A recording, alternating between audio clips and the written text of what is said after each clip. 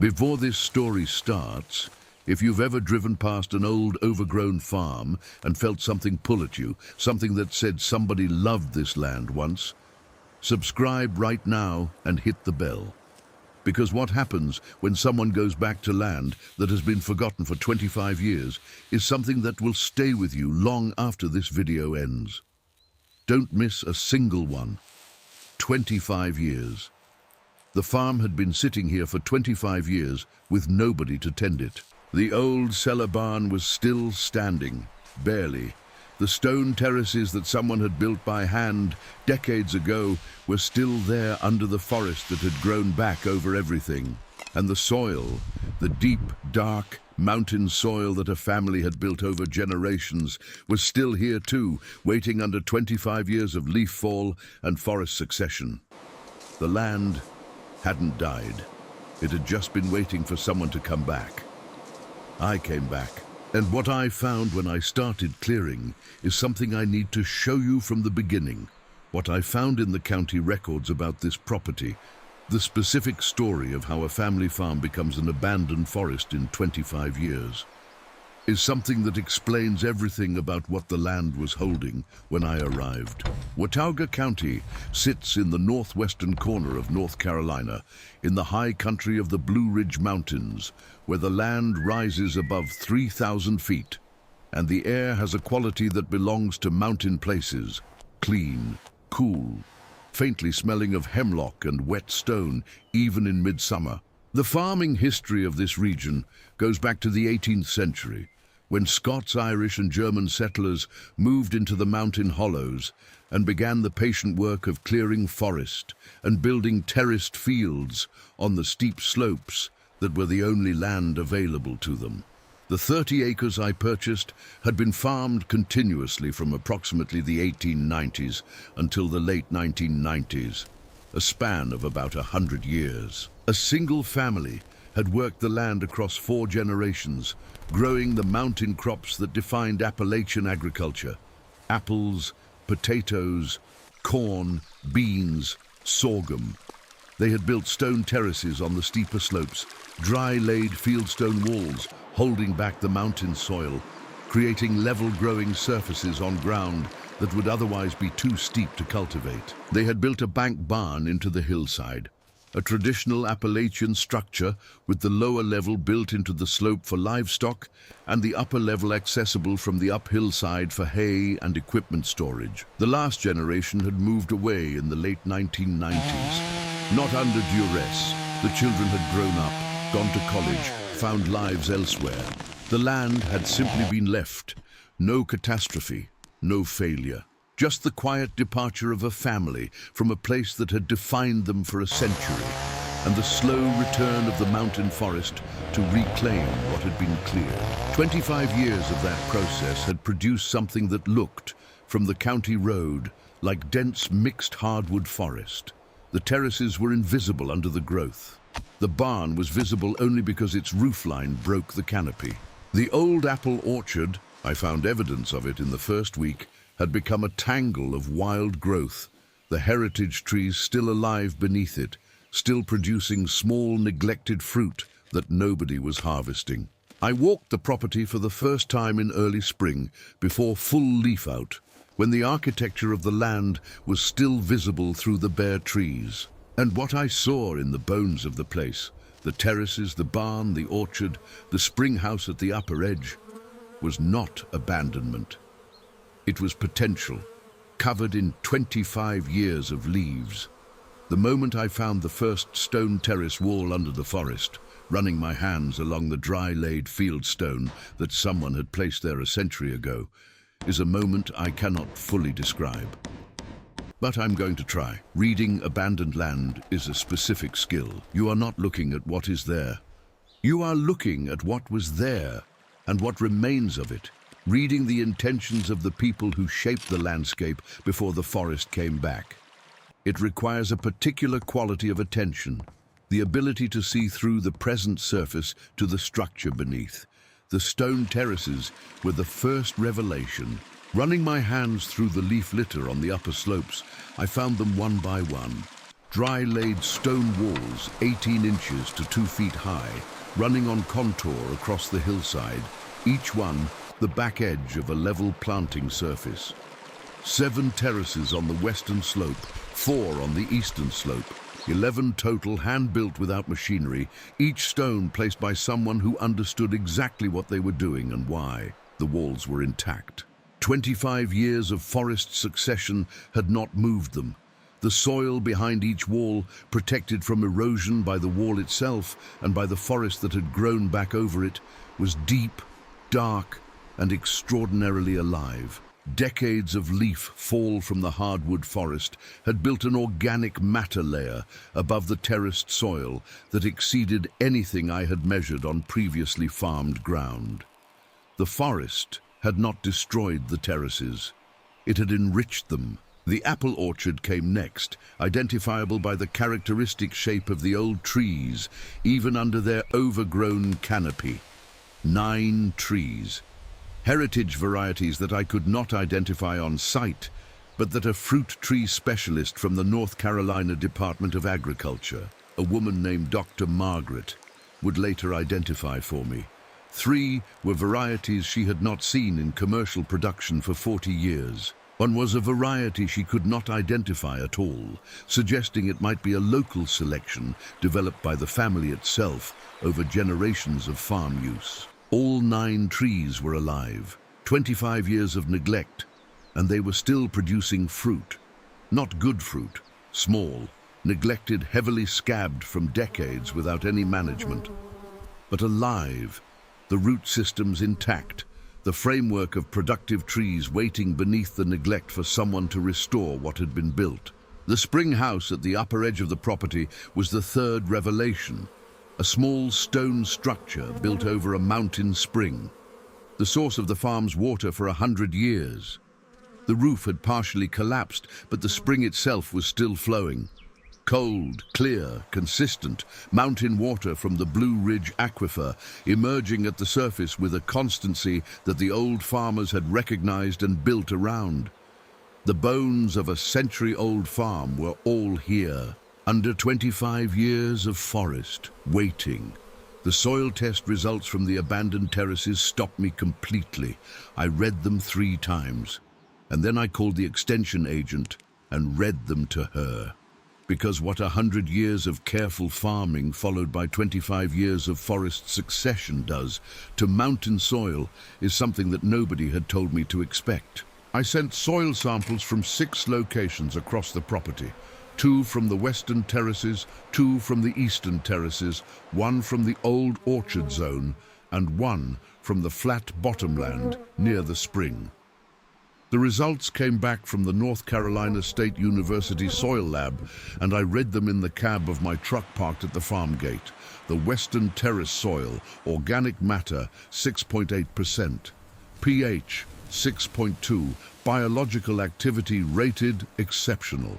Earthworm count in the field assessment, 63 per cubic foot, 63 earthworms per cubic foot.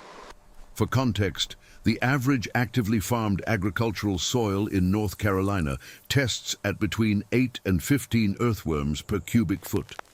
The Tennessee farm I had read about that achieved 41 per cubic foot after 3 years of intensive restoration had been celebrated by the Extension Service as remarkable. This abandoned Watauga County mountain soil, under 25 years of undisturbed forest succession, had built to 63. The 100 years of careful farming had built the foundation. The 25 years of forest succession had continued building on top of it, undisturbed, unmined, uncropped.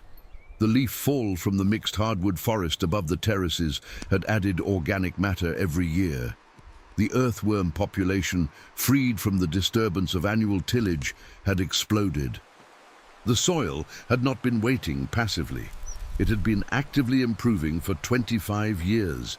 The North Carolina Extension agent, a man named Thomas, who had been testing mountain soils in Watauga County for 20 years, called me after reviewing the results. "Where did you say this came from?" he said. "Abandoned terraced farm," I said. 25 years of forest succession on top of a century of family farming. He was quiet for a moment. "Don't till it," he said. "Whatever you do, don't till it." I wasn't planning to. The way I cleared this land, the specific choices about what to remove, what to keep, and what to work around, is the difference between restoring a farm and destroying a soil that took 125 years to build. Stay with me, because this part is the whole secret. Clearing abandoned land is not the same as clearing raw land. On raw land, everything is competition, and you remove it all. On abandoned farmland with exceptional soil, the clearing decisions are surgical. You are revealing what was built while preserving what grew back and served a purpose. The invasive species came out first. Tree of Heaven, Ailanthus altissima, had established itself along the access track and in the gaps between the terrace walls. It comes out at the root or it comes back. I spent 3 weeks with a chainsaw and a grubbing hoe, removing every ailanthus on the property, cutting the stumps and treating them immediately to prevent resprouting. Multiflora rose, the thorny invasive shrub that had claimed the lower terrace areas, came out with a brush cutter and follow-up hand grubbing. Painful work, the kind that leaves you bleeding even through heavy gloves. But the native vegetation that had grown back on and around the terraces, the wild blackberries along the upper edges, the native ferns covering the terrace floors, the young hardwood trees that had seeded in, I worked around rather than through. The blackberries got cut back to the terrace walls, but not removed. Their root systems were holding the wall faces, and the organic matter in their root zones was part of the exceptional soil reading. The ferns became indicators. Wherever the ferns were dense and healthy, the soil below was at its best. The apple orchard clearing was the most careful work of the whole project. Each of the 9 heritage trees required individual assessment. Which branches were structurally sound, which were dead wood, which crossing limbs needed to be removed to restore airflow and light penetration. Doctor. Margaret came to the farm and spent a full day working through the orchard restoration pruning with me, explaining each cut and the reasoning behind it. The trees responded to the pruning within weeks. New growth from the restored crown frameworks. The biology of a century-old apple tree, given back the conditions it needed to produce, moving immediately toward productivity. Inside the old bank barn, when I got the doors open for the first time in 25 years, I found something on the workbench that stopped me completely. I'll tell you what it was. But first, let me show you what the barn was. The bank barn was the structural heart of the old farm, built into the hillside in the traditional Appalachian manner, the lower level accessible from the downhill side, the upper level entering from the uphill side across a bridge of packed earth. The timber frame was chestnut, American chestnut, the tree that was functionally eliminated from the eastern forests by blight in the early 20th century, cut before the blight arrived and used in construction where its legendary rot resistance made it ideal. A barn built from American chestnut in the early 20th century, if it has stayed dry, will stand for 200 years. This one had stayed mostly dry. The roof had failed in 2 sections, admitting water that had rotted several secondary members, but the primary chestnut frame, the posts, the main beams, the principal rafters, was sound. The rot was cosmetic and structural only in the secondary members. The heart of the building had survived 25 years of neglect as it had survived the previous century of hard use. I replaced the failed roof sections with new metal. The same material the original roof had been replaced with sometime in the mid-20th century. The rotted secondary members were sistered with new wood. The floors were cleaned. The stalls in the lower level cleared of 25 years of accumulated debris. And on the workbench in the upper level, under a layer of dust so thick it had become a kind of felt, I found a handwritten farm journal, leather cover, pencil entries, dated from 1952 to 1963. 11 years of planting records, weather observations, harvest notes, and the particular commentary of a farmer who paid close attention to what the land was telling him. I sat on the workbench in the restored barn and read that journal for 2 hours, the varieties he had grown, the terrace maintenance schedule, the apple pruning notes, the spring flow observations through different seasons, the cover crop rotations, the lime applications. 100 years of accumulated knowledge, sitting on a dusty workbench, waiting for someone who would know what to do with it. The planting decisions I made on this farm, and specifically the decision I made because of what I read in that 1952 journal, is the reason this restoration worked as well as it did. Because sometimes the best farming advice comes from someone who farmed the same ground 60 years ago. The 1952 journal gave me a planting map of the farm as it had been in its productive prime. The western terraces had grown apples and potatoes. The eastern terraces had been the bean and corn ground. The writer noted the particular performance of 2 bean varieties on the 3rd and 4th eastern terraces that he described as the best ground on the farm for beans. The bottomland near the spring had grown sorghum and the kitchen garden vegetables. I planted with that map as my guide. The western terraces, cleared and revealed, went back to apples and potatoes. The heritage apple restoration in the orchard above, and a new planting of Kennebec and German butterball potatoes on the cleared terrace surfaces. Mountain potatoes in mountain soil with 63 earthworms per cubic foot. The yield calculation, when I dug them in September, made me laugh out loud standing in the field. The eastern terraces went to beans, specifically heirloom varieties that connected to the region's agricultural heritage. Greasy, cut-short beans, the Appalachian heirloom that has been grown in these mountains for generations, the variety the 1952 journal had called the best bean he had grown on this farm. And turkey craw beans, another Appalachian heritage variety with a specific connection to the mountain farming culture of this county. The bottomland near the spring went to sorghum, following the journal's map exactly, and to a diverse kitchen garden that I designed around the spring's year-round reliable water source. And the 9 heritage apple trees, restored by Dr. Margaret's pruning guidance, went into their first managed growing season in 25 years. Fed, pruned, given the attention that a century of careful farming had always given them. They responded the way old trees respond to good care, slowly at first, then with a vigor that suggested they had been waiting for exactly this.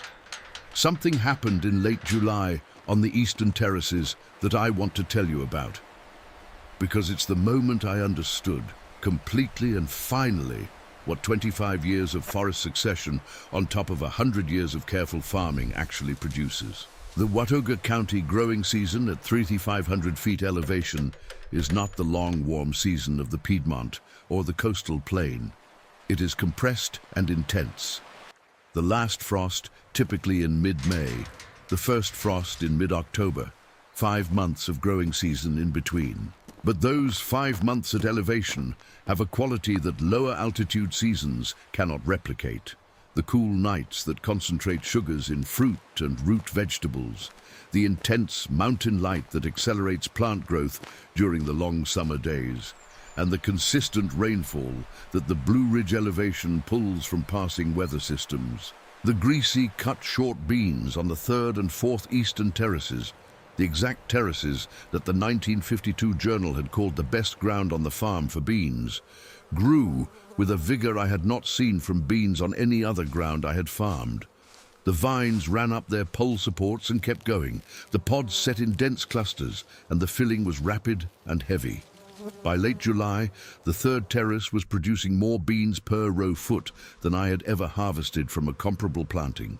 I stood on the 3rd eastern terrace in late July and held a handful of greasy, cut-short bean pods, the same variety on the same terrace that the 1952 journal had praised 60 years before, and felt the continuity of it.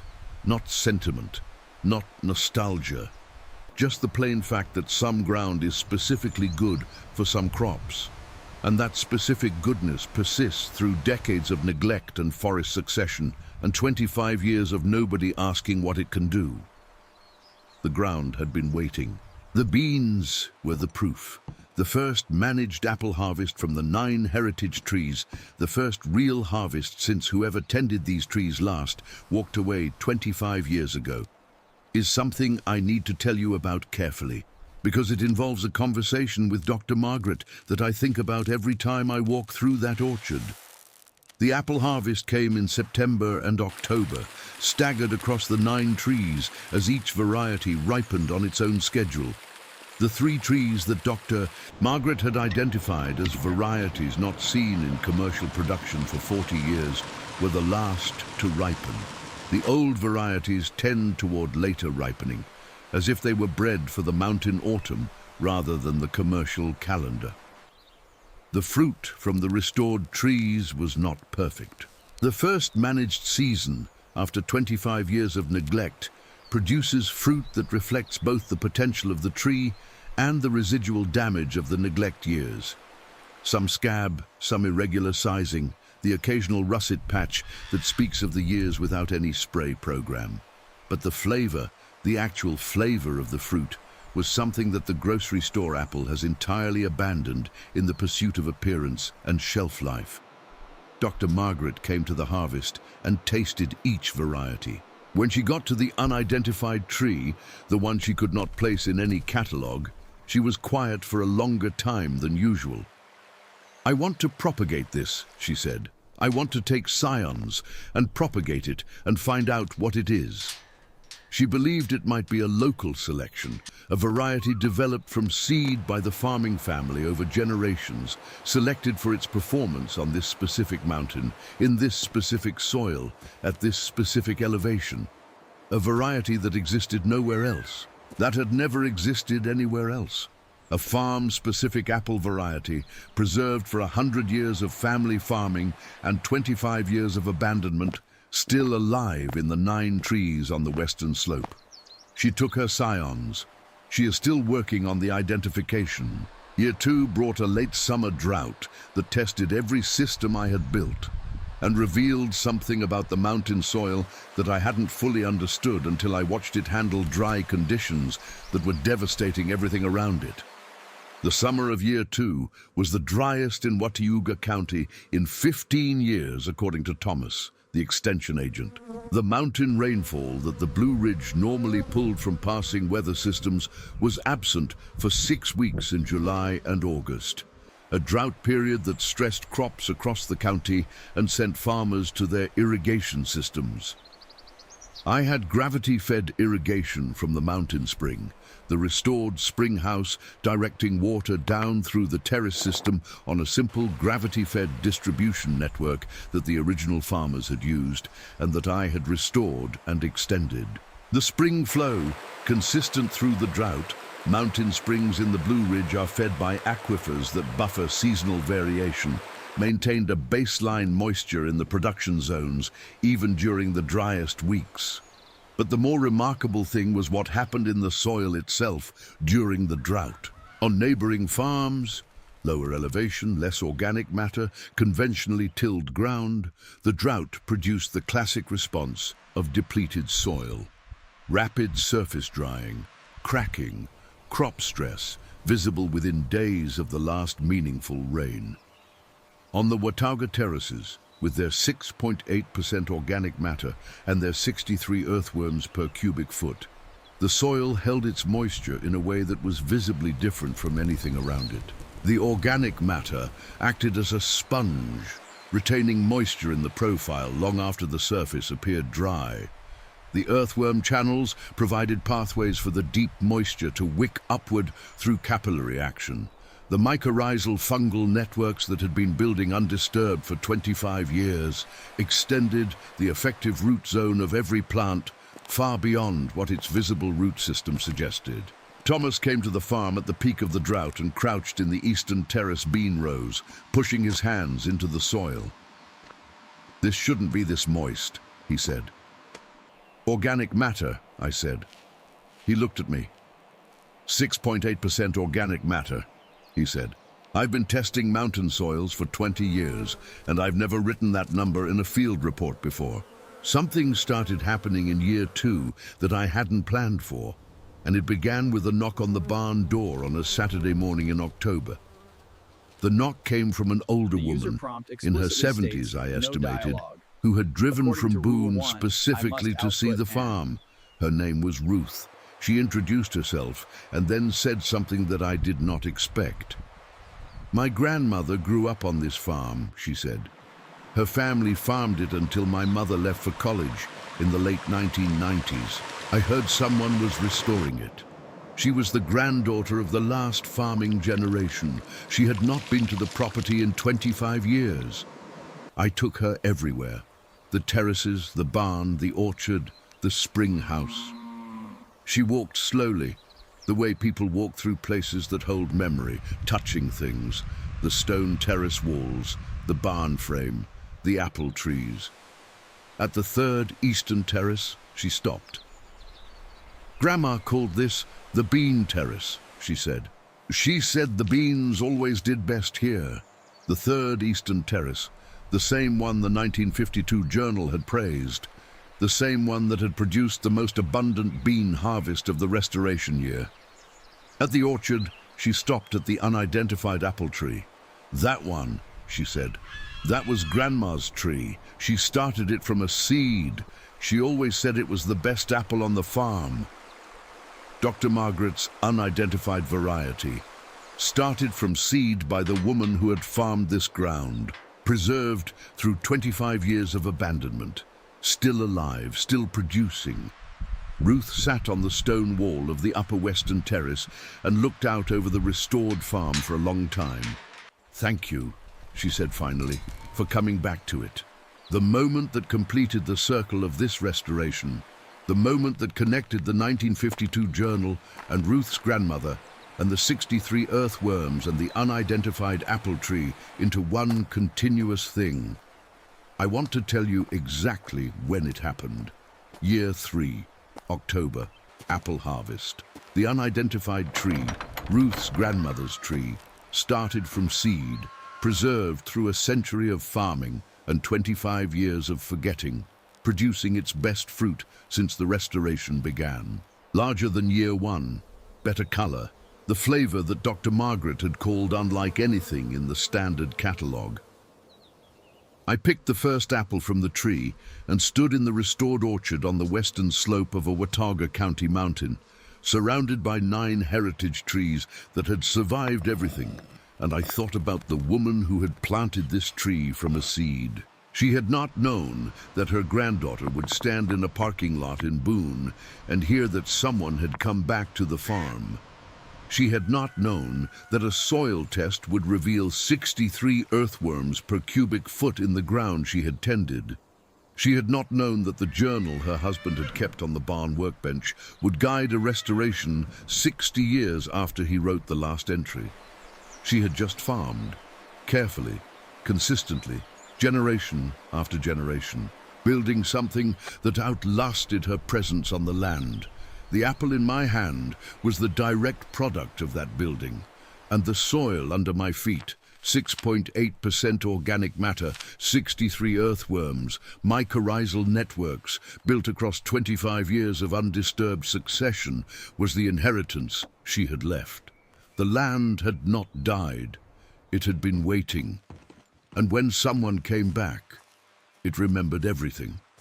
I want to tell you the specific things that made this restoration work, the actual how of the title, because the how is the thing that most people never explain, and understanding it might change what you see the next time you drive past an overgrown farm.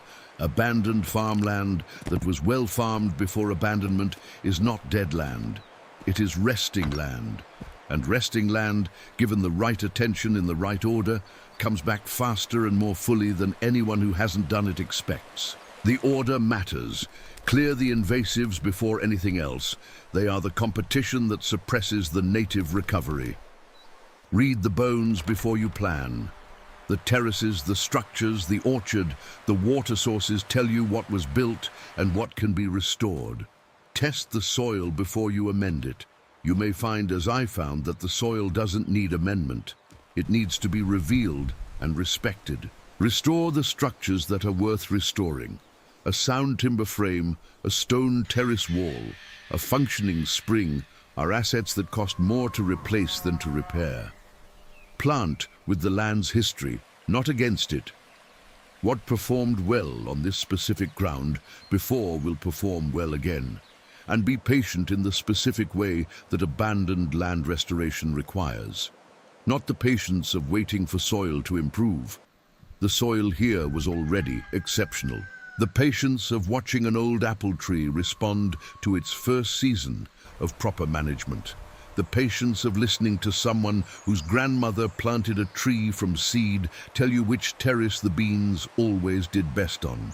The land came back to life after 25 years. Not because I was exceptional, because the land was. If this story of a forgotten Appalachian farm and the soil that kept building for 25 years meant something to you, subscribe right now. Hit the bell. Leave a comment telling me, is there an abandoned farm near you that you've always wondered about? Because I want to know.